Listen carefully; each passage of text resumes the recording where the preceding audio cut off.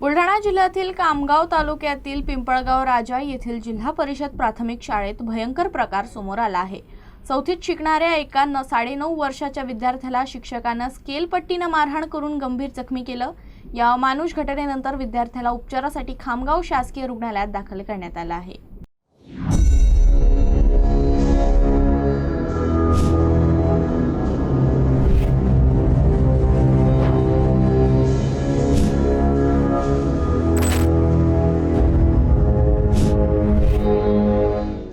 तेरा डिसेंबरला राज्य शासनानं शाळेतील विद्यार्थी सुरक्षेसाठी मार्गदर्शक सूचना जाहीर केल्या असतानाही त्याची अंमलबजावणी होत नसल्याचं पुन्हा समोर आलं आहे। बुलढाणा जिल्ह्यातील खामगाव तालुक्यातील पिंपळगाव राजा येथील जिल्हा परिषद प्राथमिक शाळेत चौथीत शिकणाऱ्या 9.5 वर्षाच्या पवन इंगळे या विद्यार्थ्याला गणित चुकल्याच्या कारणावरून वर्ग शिक्षक रवींद्र चिम यांनी स्केलपट्टीनं अमानुष मारहाण केली। या मारहाणीत विद्यार्थ्याच्या पाठीला गंभीर दुखापत झाली असून त्याच्यावर खामगाव येथील शासकीय रुग्णालयात उपचार सुरू आहेत। घटनेची माहिती मिळताच पोलिसांनी वैद्यकीय तपासणी केली असून अहवालानंतर शिक्षकावर गुन्हा दाखल करण्यात येणार आहे। मात्र अद्याप ठोस कारवाई न झाल्यानं पालकांमध्ये तीव्र संताप व्यक्त होत आहे।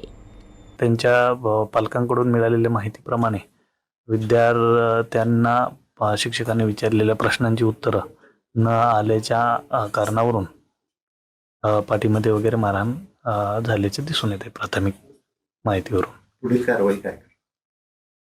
वैद्यकीय अधिकारी यांच्याकडून जो अहवाल प्राप्त होईल त्यानुसार पुढील कारवाई करण्यात येईल।